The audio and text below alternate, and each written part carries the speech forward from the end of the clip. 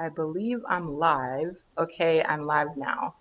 Hi, beautiful people. It's July 17th, 2020. I'm April Roll, your ER doctor online and a member of Rodocs. Today, I want to talk to you about vomiting and diarrhea because, as you know, or you may not know actually, vomiting and diarrhea are in fact symptoms of COVID 19.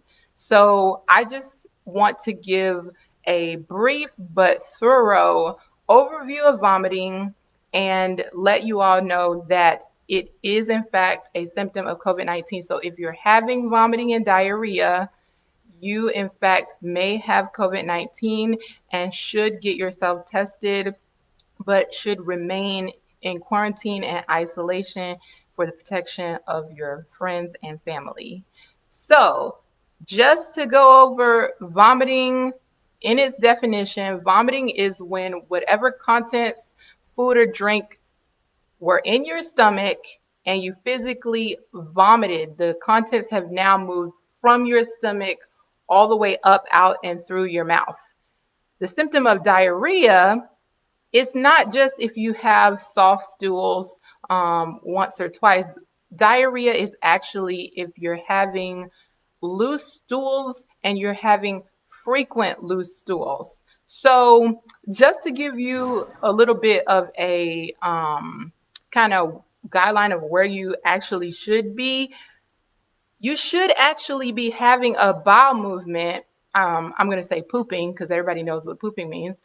You should be pooping 3 times a day, one poop for every meal. That's kind of a good way to remember if you're actually on a good bowel regimen. Now, of course, most people don't poop 3 times a day. In fact, some people don't even poop once a day, but that has a lot to do with the diet that you're eating, which is a whole other topic for a whole other video.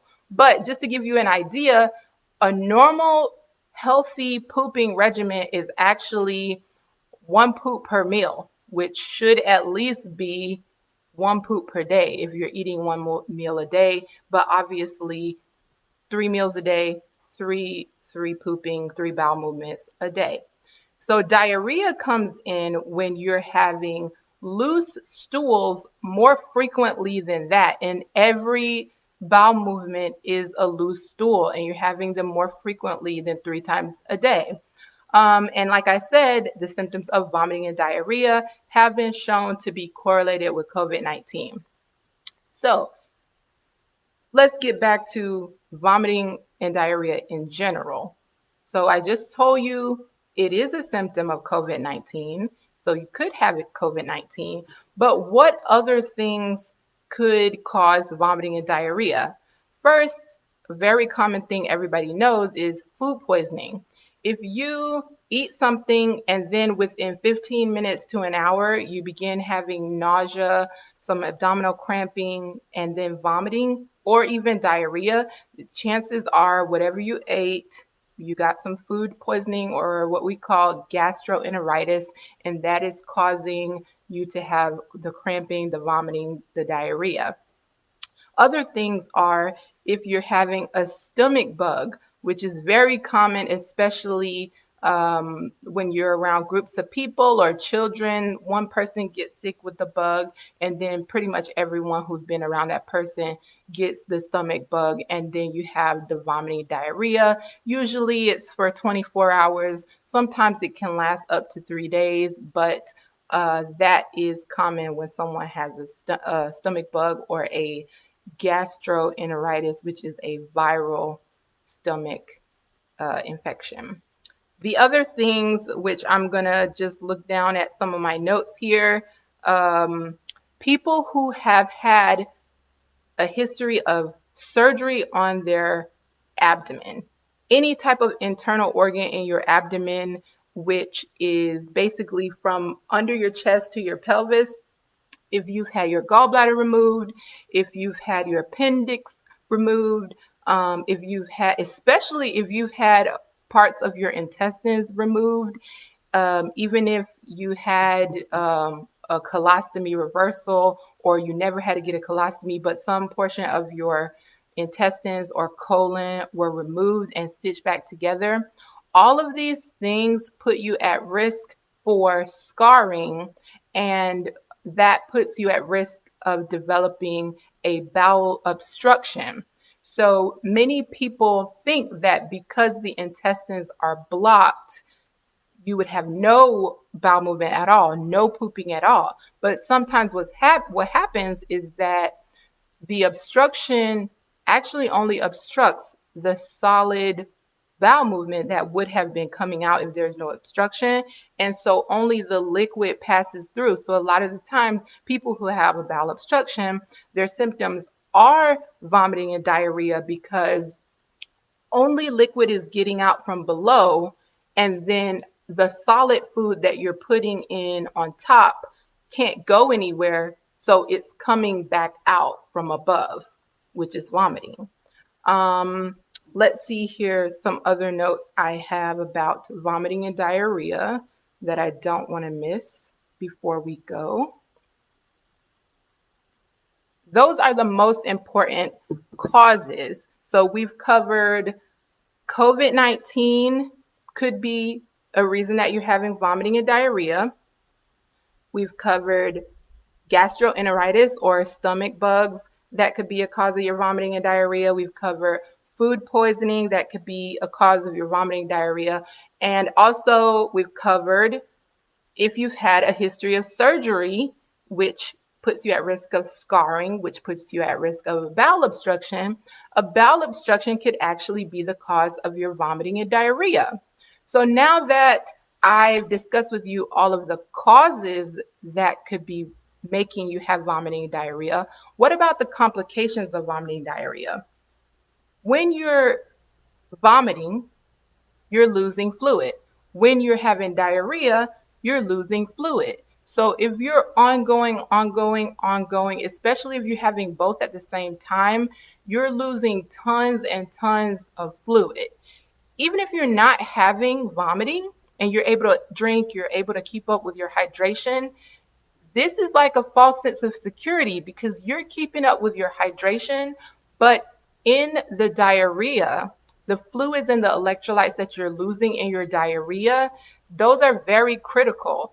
And even though you're able to drink because you're not having vomiting, the electrolytes and the fluids that you're losing in the diarrhea can put you at risk of dehydration and electrolyte abnormalities such as sodium and potassium, which can be very serious when it comes to if your sodium gets too low, you actually can't have seizures. If your potassium gets too low, that can cause arrhythmias on your heart, which can be fatal. So it can be something that turns into, something that was so simple to something that's very serious and deadly. Now, with vomiting, it's a little more obvious because obviously, if you cannot eat or drink, you're getting no nutrition. And okay, I'm going to get dehydrated because I can't put any nourishment or hydration in my body. So people are more aware then to go to the hospital or be seen by their doctor when they're having vomiting because they physically can't eat. And usually they're having pain and cramping with that as well. So I wanted to let you know, even though the important thing or the popular or suspenseful thing about this video is the vomiting and diarrhea related to COVID-19, I just want you to know that the vomiting and diarrhea itself, the complications of losing those fluids and electrolytes can become fatal very quickly. So those are things that you need to pay attention to. One really quick thing that you can check for vomiting and diarrhea for your hydration status is to look at your tongue.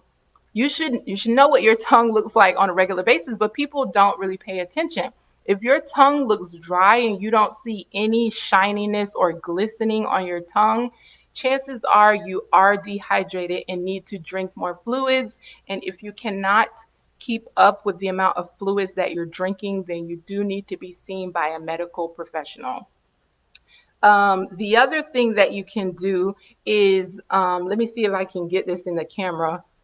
correctly. So this is if you pinch your skin and you let it go, it should snap back like a rubber band. If you're pinching your skin and the skin is staying tinted like this for 1 or 2 seconds or even longer, that means that you're not hydrated enough and you need more fluids.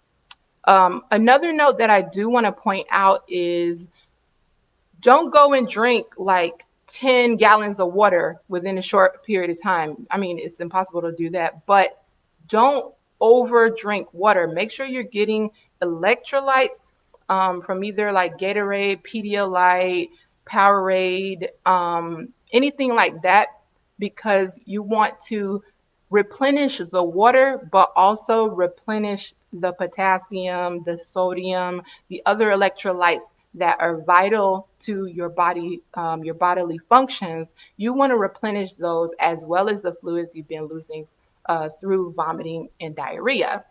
Hi, Dr. Rowe. I see that Dr. Tisha Rowe is here with us, and she asks, do you need lab tests if you have food poisoning? So again, lab tests for food poisoning.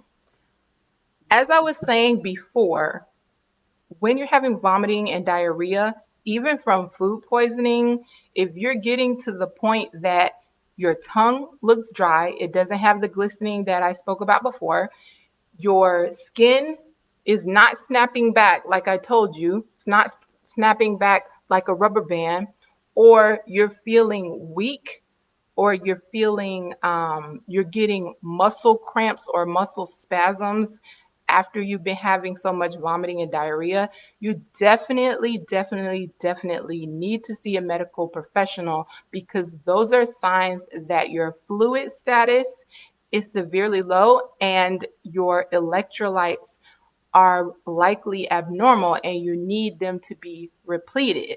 So lab tests that would likely be done in the case that you're vomiting and diarrhea, having vomiting and diarrhea, we're going to check your chemistries, which include your kidney function, because you actually can go into acute renal failure from dehydration, from vomiting and diarrhea. That's why I'm saying it is such a serious thing. It's a small thing, but it can quickly become a serious thing if you're falling back on your hydration status. So we would check your kidney function, and we would check all of your electrolytes like your sodium, your potassium, your chloride, your bicarb. Obviously, with vomiting and diarrhea, we will also check your liver, pancreas levels, things like that, basic blood counts, things like that, to get a better idea of what is the cause of the vomiting and diarrhea, while at the same time looking for, have there been any complications from the changes in your fluid and electrolyte status from the vomiting and diarrhea. So Dr. Rowe also has a question that you guys may be thinking: would a telemedicine visit be appropriate? So a telemedicine visit would actually be appropriate for vomiting and diarrhea, because for two reasons. Two reasons.